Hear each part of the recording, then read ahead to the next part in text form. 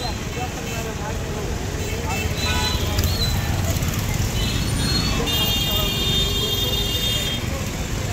ఈరోజు డాక్టర్ బాబాసాహెబ్ అంబేద్కర్ గారు పడుకోవడం 65 కానీ ఆయన భౌతికంగా మనకు దూరమైనప్పటికీ ఆయన ఇచ్చిన రాజ్యాంగ ఫలాలు కానీ ఆయన పోరాట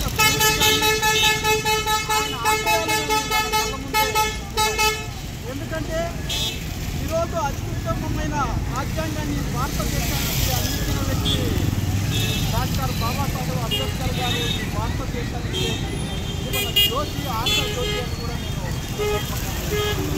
ఎందుకంటే ఆయన అందించిన ఫలాలు ప్రతి ఒక్క వర్గం ప్రతి ఒక్క సామాజిక వర్గం అందుకుంటుంది.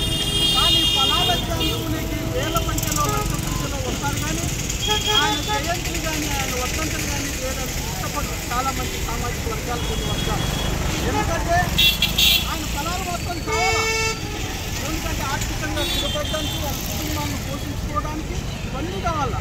కానీ ఆయన స్మరించుకోవడానికి మాత్రం ఇష్టపడరు చాలామంది. కానీ మనకి తప్పదు, 10 మంది ఉన్న 10 లక్షల మందిగా భావించి మనం ఈ కార్యక్రమాన్ని చేయాలి.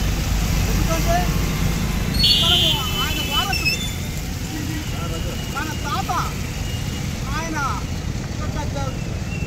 ఆయన్ని స్మరించుకోకపోతే మనకి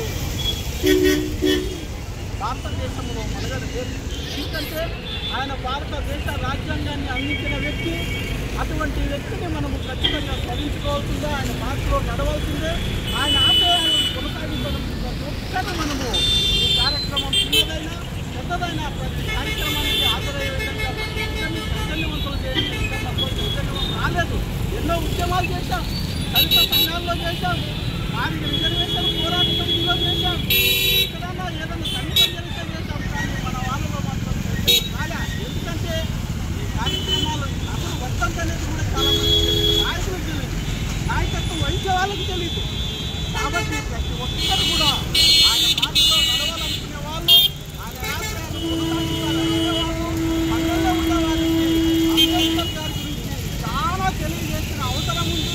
మనం టౌన్లో కాదు పల్లెల్లో తెలియజేసి వాళ్ళు చైతన్యవంతులు చేసి ఇటువంటి కార్యక్రమాలు సిద్ధం చేసి మనకు ఎన్నో సమస్యలు ఉన్నాయి.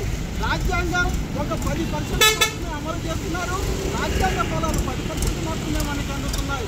ఇంకా అక్కడ కులాల వారు రాజ్యాంగాన్ని మనకు చాలా దూరంగా ఉంచినారు. అవన్నీ అమలు చేయడానికి మరో పోరాటానికి సిద్ధం కావాలని ఈ సందర్భంగా తెలియజేస్తూ ఈ అవకాశం ఇచ్చిన అధ్యక్షుల వారికి ధన్యవాదాలు తెలియజేస్తూ అంబేద్కర్ ఆశయాలను కొనసాగిస్తామని మరొకరు ఉద్ఘాటిస్తూ ఈ సందర్భంగా నాకు అవకాశం ఇచ్చిన అందరికీ ధన్యవాదాలు. జై అంబేద్కర్.